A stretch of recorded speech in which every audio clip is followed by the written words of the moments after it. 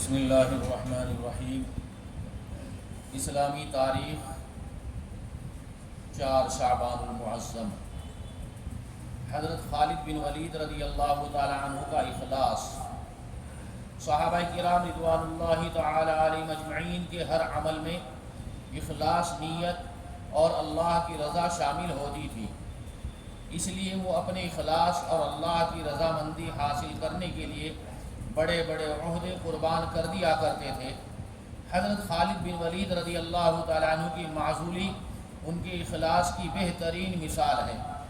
جب حضرت عمر رضی اللہ تعالیٰ عنہ نے ملکی انتظام اور بعض دوسری مصلحتوں کی وجہ سے حضرت خالد بن ولید رضی اللہ تعالیٰ عنہ کو معزول کر کے ان کی جگہ حضرت ابو عبیدہ بن جراح رضی اللہ تعالیٰ عنہ کو امیر بنایا، تو حضرت خالد بن ولید رضی اللہ تعالیٰ عنہ نے لوگوں سے فرمایا، تم پر اپنے امیر المومنین حضرت عمر رضی اللہ تعالیٰ عنہ نے اس شخص کو امیر بنایا ہے جس کو رسول اللہ صلی اللہ علیہ وسلم نے امین الامت کا لقب دیا ہے۔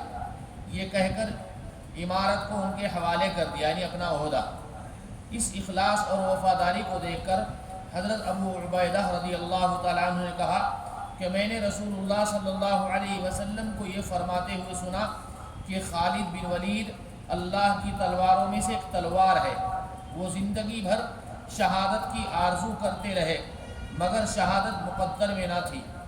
جب ان کے انتقال کا وقت آیا تو بستر پر لیٹے ہوئے فرمایا، جب میں انتقال کر جاؤں تو میرا گھوڑا اور میرے ہتھیاروں کو اللہ کے لیے وقف کر دینا۔ ملک شام کے حمص نامی شہر میں 21 ہجری میں انتقال ہوا۔ حضور اکرم صلی اللہ علیہ وسلم کا معجزہ۔ حضرت فاطمہ رضی اللہ تعالیٰ عنہ کے متعلق پیشین گوئی۔ مرض الوفات میں رسول اللہ صلی اللہ علیہ وسلم نے حضرت فاطمہ رضی اللہ تعالیٰ عنہ کو یہ خبر دی کہ میری وفات کے بعد میرے اہل و عیال میں سب سے پہلے تو آ کر مجھ سے ملے گی۔ چنانچہ رسول اللہ صلی اللہ علیہ وسلم کی وفات کے بعد آپ کی پیشین گوئی کے مطابق سب سے پہلے حضرت فاطمہ رضی اللہ تعالی عنہا کی وفات ہوئی۔ ایک فرض کے بارے میں، مسجد میں داخل ہونے کے لیے پاک ہونا۔ رسول اللہ صلی اللہ علیہ وسلم نے فرمایا، کسی حائضہ عورت اور کسی جنبی یعنی ناپاک آدمی کے لیے مسجد میں داخل ہونے کی بالکل اجازت نہیں۔ یا تو ماشاءاللہ ایسے آتے ہیں،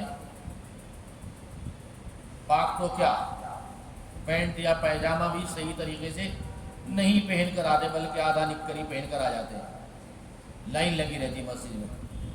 مسجد میں داخل ہونے کے لیے پاک ہونا ضروری ہے۔ ایک سنت کے بارے میں، کپڑے پہننے کی دعا۔ رسول اللہ صلی اللہ علیہ وسلم نے فرمایا، جب کوئی کپڑا پہنے اور یہ دعا پڑھے تو اس کے اگلے پچھلے سب گناہ معاف ہو جاتے ہیں۔ اللہ اکبر! کپڑے پہننے پر اتنا بڑا اجر و ثواب۔ دعا یہ ہے، الحمدللہ الذی کسانی ھذا ورزقنیہ من غیر حول منی ولا قوہ۔ ایک اہم عمل کی فضیلت، قرآن کی تلاوت کرنا، قرآن کا پڑھنا۔ رسول اللہ صلی اللہ علیہ وسلم نے فرمایا، قرآن شریف کی تلاوت کیا کرو، اس لیے کہ قیامت کے دن یہ اپنے ساتھی یعنی قرآن پڑھنے والے کی شفاعت کرے گا، اللہ کے سامنے جھگڑے گا اور اس کو لے کر جنت میں جائے گا۔ کتنا بڑا ساتھی ہے، لیکن ہمارا وقت موبائل پہ گزرتا ہے، اس ساتھی سے ہم محروم ہیں۔ ایک گناہ کے بارے میں، زمین میں فساد پھیلانا۔ قرآن میں اللہ تعالیٰ فرماتے ہیں، بلا شبہ وہ لوگ جو اللہ سے پکا عہد کرنے کے بعد توڑ ڈالتے ہیں۔ عہد کے معنی اقرار، معاہدہ، گارنٹی، اگریمنٹ، اور ان رشتے ناتوں کو بھی توڑ ڈالتے ہیں جن کو اللہ نے جوڑے رکھنے کا حکم دیا ہے، اور زمین میں فساد پھیلاتے پھرتے ہیں۔ قرآن نے کہا ہے، ظہر الفساد فی البر والبحر، تو ایسے لوگ بڑے خسارے والے ہیں۔ دنیا کے بارے میں، دنیا مانگنے والا، دنیا کی تمنا کرنے والا، دنیا میں جو ساز و سامان ہے اس کو اکٹھا کرنے والا۔ قرآن میں اللہ تعالیٰ فرماتے ہیں، لوگوں میں سے بعض ایسے بھی ہیں جو کہتے ہیں، اے ہمارے پروردگار، ہم کو جو کچھ دینا ہے دنیا ہی میں دے دیجئے، تو ان کو جو کچھ ملنا ہوگا وہ دنیا ہی میں مل جائے گا، اور ایسے شخص کو آخرت میں کچھ نہ ملے گا۔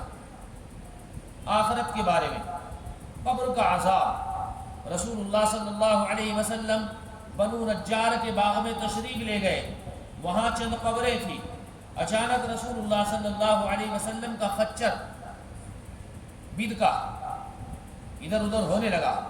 رسول اللہ صلی اللہ علیہ وسلم نے فرمایا مردوں کو عذاب ہو رہا ہے، اسی کی آواز سے یہ بدکا ہے، یہ خچر ادھر ادھر ہو رہا ہے، کود رہا ہے۔ اگر یہ ڈر نہ ہوتا کہ تم مردوں کو دفن کرنا چھوڑ دو گے تو میں تمہیں بھی وہ آواز سنوا دیتا قبر کے اندر جو مردے کو تکلیف ہوتی ہے، لیکن اللہ نے اس عذاب کو، اس آواز کو ہمارے سے دور رکھا۔